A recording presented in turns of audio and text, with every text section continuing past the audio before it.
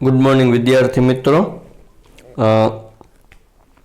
NCERT page number 65 એમાં આપણે 2.8 છે એ પૂર્ણ જાહેર કર્યો હતો. હવે 2.9 આ થોડોક લેન્ધી અને એક નવું ટાઈપનો છે. 4×10⁻⁷ મીટરની તરંગ લંબાઈ ધરાવતો એક ફોટોન, એટલે આ એક ફોટોન છે. આ નાનકડો એવો કણ એ આ ધાતુની સપાટી ઉપર અથડાય એટલે અહીંથી છે એ ઇલેક્ટ્રોન છે એ શું થશે તો કે ઉત્સર્જિત થશે. આ ઘટના છે ને ફોટો ઇલેક્ટ્રિક અસર કહેવાય, બધાને ખ્યાલ છે. તો શું પૂછ્યું આપણને તો કે આપ્યું છે આ લેમડા જે આપી એ શું આપી છે તો કે આપાત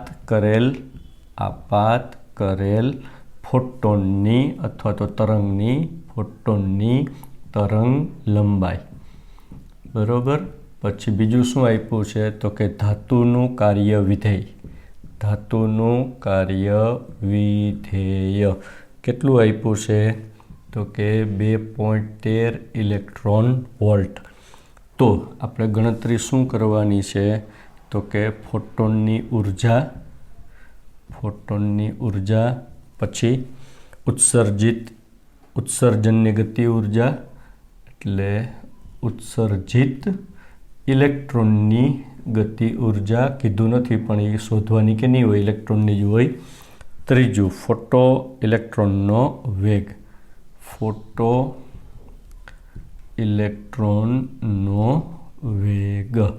પછી બીજું શું આપ્યું છે 1 ઇલેક્ટ્રોન વોલ્ટ એટલે 1.6×10⁻⁹ જ્યુલ. આ યાદ રાખવાનું, ઇલેક્ટ્રોનનો વીજભાર જ છે, બીજું કંઈ નથી. ચાલો બાળકો, સૌ પ્રથમ અને આપણે સમજવાની ટ્રાય કરીએ. શું કીધું છે તો કે પહેલાં ધાતુનું કાર્ય વિધેય એટલે શું તો કે આ ધાતુ છે બરાબર, એની ઉપર કોઈ એક પ્રકાશનું કિરણ છે અથડાવવામાં આવે તો ઇલેક્ટ્રોન છે એને ઉત્સર્જિત કરવા માટે આપવી પડતી મિનિમમ ઉર્જા એને કહેવાય દેહલી ઉર્જા. દેહલી ઉર્જાને જ કહેવાય કાર્ય વિધેય. અંગ્રેજીમાં એને કહેવાય વર્ક ફંક્શન, બરાબર છે. અને દેહલી ઉર્જા છે એને અંગ્રેજીમાં કહેવાય થ્રેશોલ્ડ એનર્જી. આ બધા અંગ્રેજીના ટર્મ્સ છે યાદ રાખવાના છે. તો એક ઇલેક્ટ્રોનને ઉત્સર્જિત કરવા માટે મિનિમમ કેટલી એનર્જી આપવી પડે એને કહેવાય શું કહેવાય એને તો કે ધાતુનું કાર્ય વિધેય અથવા તો છે એ થ્રેશોલ્ડ એનર્જી. તો ચાલો બાળકો આ ન્યુમેરિકલ છે એને ધપાવીએ આપણે આગળ. તો સૌ પ્રથમ શું પૂછ્યું છે તો કે ફોટોનની ઉર્જા. કયો ફોટોન તો કે એની ઉપર જે આપાત કરવામાં આવ્યો તો એ. તો આપાત થયેલા ફોટોનની ઉર્જા એટલે ફોટોનની ઉર્જા બરાબર E. હવે એ જે ફોટોન આપાત કર્યો તો એની તરંગ લંબાઈ આપી તો એનર્જીનું સૂત્ર કયું મૂકશું આપણે તો કે જેમાં તરંગ લંબાઈ આવે એવું. એટલે E = 6.626×10⁻⁴ C એટલે 3×10⁸ અને આપાત થયેલો કેટલો છે તો કે 4×10⁻⁷. આઈ એમ શ્યોર કે તમને કમ્પ્લીટલી છે એ સમજાઈ ગયો હશે. હવે આપણે ગુણાકાર ભાગાકાર શા માટે કરીએ તો કે ખબર નહીં છે, તમે કરો ને એટલે કામ પતે. આ ગુણ્યા આ ભાંગ્યા આ આટલાનો જવાબ છે એ 4.96 આવ્યો ગુણ્યા 10⁻⁻34 +8 -7 ઉપર જાય તો +7. તો કેટલો જવાબ આવ્યો 4.96 ગુણ્યા 10⁸ 8 ને 7 15 અને 34 છે એમાંથી 15 જાય તો કેટલા આવશે 19 ને. જો પછી ભૂલો ન થાય, -19. તો આ એકમ શું આવે તો કે જૂલ પ્રતિ photon. This is energy of 1 photon. એક ફોટોનની ઉર્જા. એટલે પહેલું છે એ કાર્ય પતી ગયું. હવે ઉત્સર્જિત ઇલેક્ટ્રોનની ગતિ ઉર્જા. ઉત્સર્જિત ઇલેક્ટ્રોન છે એના માટે સૂત્ર છે એ આવું કંઈક આવે 12mv². આ કાંઈ ના લખવું હોય તો અહીંયા આપણે લખી શકીએ કાઇનેટિક એનર્જી. તો તમને આ કાઇનેટિક એનર્જી એટલે આખું પદ પૂછ્યું છે E is equal to E0 plus કે E. આ પૂછ્યું હોય તો આ બંનેની કિંમત જોઈએ આપણે. તો આ છે એ આપાત થયેલા વિકિરણની ઉર્જા, તો આ એની દેહલી ઉર્જા એટલે રમકડાનો ભાવ. એક ઇલેક્ટ્રોનને ઉત્સર્જિત કરવા માટે કેટલી ઉર્જા આપવી પડે? તો બંને છે આ જૂલ અને આ જૂલ આમ સરવાળો હોય કે 5 રૂપિયા બરાબર કેટલા થાય? તો કે 3 રૂપિયા વત્તા 2 રૂપિયા. આમ હોય બધાના એકમ કેવા હોવા જોઈએ? સરખા. તો 3 વત્તા 2 બરાબર 5 થાય. ઇટ મીન્સ કે આ એનર્જી છે એ આપણને જો ધાતુનું કાર્ય વિધેય ઇલેક્ટ્રોન વોલ્ટમાં આપ્યું છે. હવે આપણને કિંમત આપી છે કે 1 ઇલેક્ટ્રોન વોલ્ટ બરાબર 1.6 ગુણ્યા 10⁻19 જૂલ. તો 2.3 ઇલેક્ટ્રોન વોલ્ટ બરાબર કેટલા જૂલ? એટલે ઇલેક્ટ્રોન વોલ્ટમાંથી જૂલમાં જવું હોય તો આ બેનો ગુણાકાર આવશે. તો E એટલે આપાત થયેલા ફોટોનની ઉર્જા એ તો છે આપણી પાસે કેટલી છે? તો કે 4.96 ગુણ્યા 10⁻19 E0 એટલે 2.13 ગુણ્યા 1.6 ગુણ્યા 10⁻19 આ તમારો E0 અને પ્લસ છે એ કાઇનેટિક એનર્જી. હવે આને આપણે આ બાજુ લઈ લઈએ તો શું જવાબ આવશે? તો કે 4.96 ગુણ્યા 10⁻19 માઇનસ આટલા બરાબર કાઇનેટિક એનર્જી. તો પહેલાં આને આપણે આ સાઈડ લઈ આવીએ એ પહેલાં આ બેનો ગુણાકાર છે એ હું કેલ્સીમાં કરી નાખું છું. 2.13 એને ગુણ્યા છે એ 1.6 તો કેટલું આવ્યું આ? તો કે 3.408 ગુણ્યા 10⁻19. તો આઈ એમ શ્યોર કે તમને સમજાઈ ગયું કે આ એનર્જી જૂલમાં છે તો આ પણ જૂલમાં અને આ પણ જૂલમાં, તો જ જેને કહેવાય કે આ ઇક્વેશન સાચું બને. તો આ પદ છે એને ઉપાડીને આપણે આ બાજુ લાવ્યા. બેમાંથી 10⁻19 ઘાત છે એ કોમન કાઢીએ આગળ લખીએ પાછળ લખીએ નથી કાંઈ ફેર ન પડે. તો અહીંયા શું વધ્યા? તો કે 4.96 માઇનસ 3.4 બરાબર છે, અથવા તો આખું લખવું હોય તો 3.408 એને ગુણ્યા 10⁻19. This is the kinetic energy of electron. હવે આ બેની બાદબાકી અને 10⁻19 અને આ શું આવશે? તો કે જૂલ. શેની બાદબાકી કરવાની થશે? તો કે 4.96 માઇનસ 3.408 એટલે આ જવાબ આવ્યો 1 આટલા. આ શું છે? તો કે કાઇનેટિક એનર્જી ઓફ ઇજેક્ટેડ ઇલેક્ટ્રોન. બરાબર છે. ઇજેક્ટેડ એટલે ઉત્સર્જિત થયેલા ઇલેક્ટ્રોનની ગતિ ઉર્જા. હવે શું આપ્યું છે? ફોટો ઇલેક્ટ્રોનનો વેગ. આ તમે બધું કોપી ડાઉન કરી લ્યો. હવે ફોટો ઇલેક્ટ્રોનનો વેગ એટલે શું? તો કે ફોટો ઇલેક્ટ્રોન કહેવાય કોને પેલાવેલા? તો કે ફોટોન જેની પર અથડાવવામાં આવ્યો અને એની અસરને કારણે જે ઇલેક્ટ્રોન ઉત્સર્જિત થયા એ ઇલેક્ટ્રોન છે એને કહેવાય photo electrons. I am sure કે બધાને ફોટો ઇલેક્ટ્રોનનો ટૂંકમાં જે ઇલેક્ટ્રોન ઉત્સર્જિત થયો તો એ જ ફોટો ઇલેક્ટ્રોન. તો એ ફોટો ઇલેક્ટ્રોનનો શું પૂછ્યો આપણને? વેગ.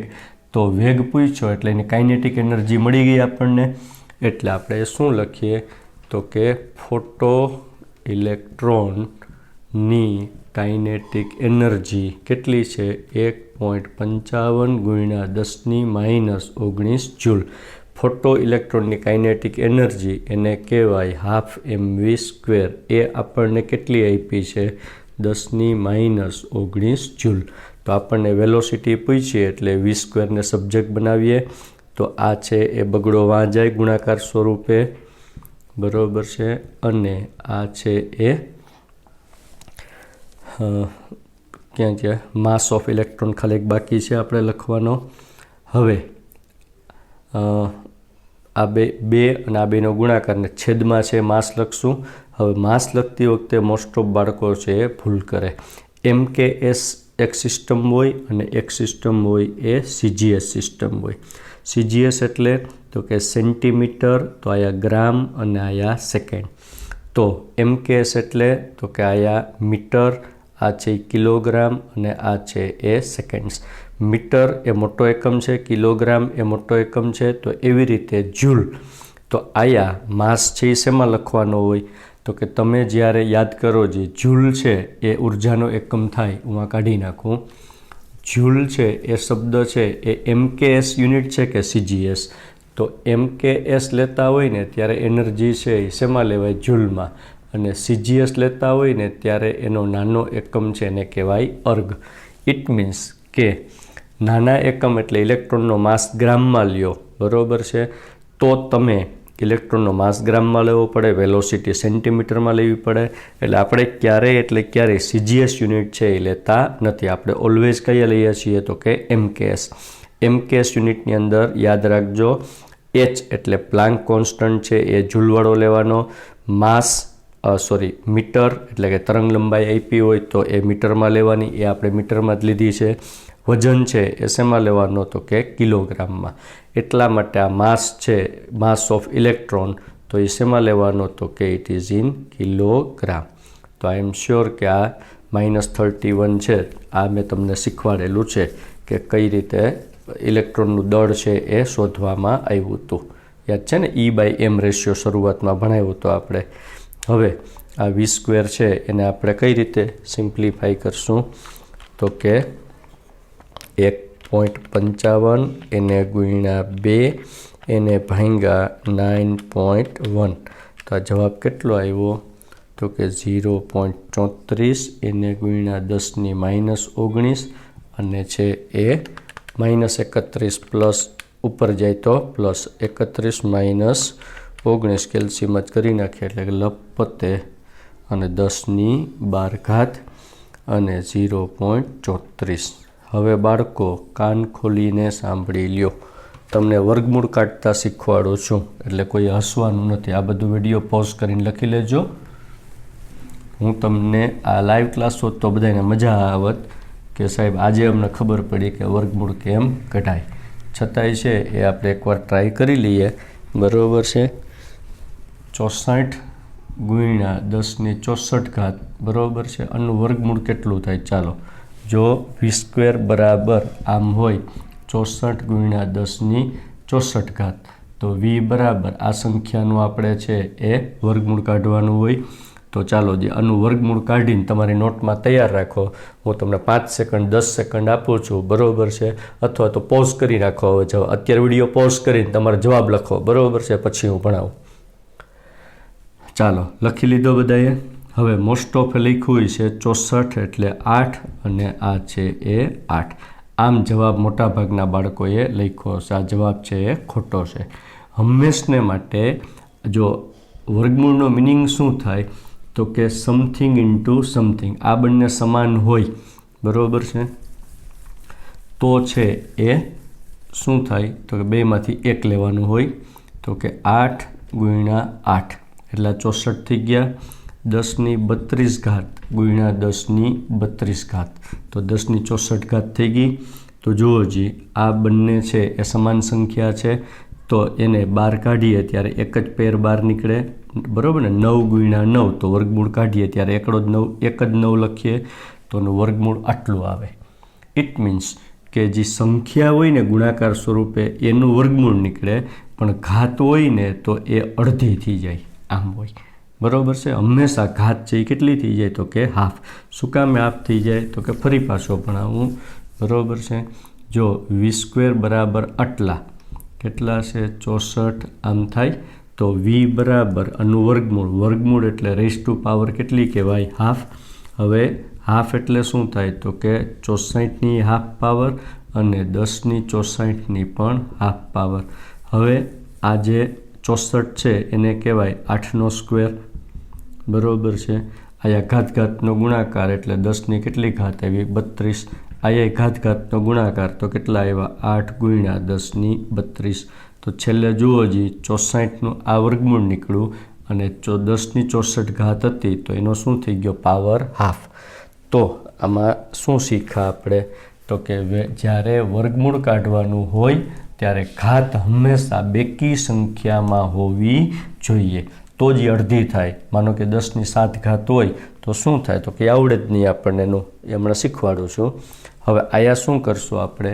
આ દાખલો પૂરો કરી નાખીએ. તો V બરાબર 1 તો 10⁶ થઈ ગઈ. 0.34 છે એનું કેલ્શિયમમાં વર્ગમૂળ અત્યારે કાઢી નાખીએ, પછી એ પણ હું તમને શીખવાડીશ. 0.58. હવે V બરાબર 5.8 ગુણ્યા વધારી તો અહીંયા ઘટાડી એકમ શું આવશે તો કે MKS મીટર અને સેકન્ડ એટલે મીટર પર second. This is the velocity of electron which is ejected by imparting a photon. ધાતુ ઉપર એક ફોટોન અથડાવવામાં આવે ત્યારે એક ઇલેક્ટ્રોન છે એ જે ઉત્સર્જિત થયો એની જે ઉર્જા છે એને કહેવાય ઉત્સર્જિત ઇલેક્ટ્રોનની ગતિ ઉર્જા, એની જે વેગ છે એને કહેવાય ફોટો ઇલેક્ટ્રોનનો વેગ, આપાત થયેલા વિકિરણની ઉર્જા એટલે એને કહેવાય ફોટોનની એનર્જી. આઈ એમ શ્યોર કે તમને આ સમજાઈ ગયું હશે. MKS યુનિટ એટલે યાદ રાખો H છે એ મોટો એકમ થાય એનો 6.626 ગુણ્યા 10⁻34, માસ of electron 9.1 into 10⁻31 kilogram, this is joule second. પછી વેલોસિટી કોઈ પણની શોધી હોય ત્યારે એનો એકમ આવે મીટર પર સેકન્ડ અને એનર્જી ખાલી શોધી હોય ત્યારે એનો એકમ આવે જૂલ. આ પ્રમાણે છે એ એકમ લેવાના. હવે માની લ્યો કે આવો જવાબ આવ્યો હોત તો V² બરાબર 7 ગુણ્યા 10⁹ આવું આવ્યું હોય અને આપણે એમાંથી વેગ શોધવાનો હોય તો પહેલાં શું કરવાનું તો કે 10⁹ છે ને એને ઇવન નંબરમાં ફેરવવાની. એટલે હંમેશા તમારે એક જ કાળજી રાખવાની, વધારી અને એક ઘટાડી દેવાની એટલે 10⁸ ગુણ્યા 10⁻1 બરાબર છે. આ 9ના ભાગ આમ પાડવાના, આ બાજુ હાલવાનું, પેલી બાજુ નહીં. 10 - 1 નહીં કરવાનું પણ 8 + 1 એટલે 9 થઈ ગઈ. હવે આ 10⁸ છે ને એમનેમ રાખીએ, આ બેનો ગુણાકાર કરી નાખો એટલે કેટલો થઈ ગયો 70. V² બરાબર આટલા તો V બરાબર આનું વર્ગમૂળ એટલે 8.2ની આજુબાજુ આવશે. જે કાંઈ આવે કેલ્શિયમ શોધી લેવાનું અને આયા થઈ ગઈ 10⁴. તો આઈ એમ શ્યોર કે આજે બાળકો છે એને મજા આવી ગઈ કે આપણને વર્ગમૂળ કેમ કઢાય લગભગ આજે ખબર પડી છે. તો ચાલો બાળકો આ દાખલાને પૂર્ણ કરીએ અને આ વિડીયોને પણ આપણે પૂર્ણ જાહેર કરીએ. Thank you very much.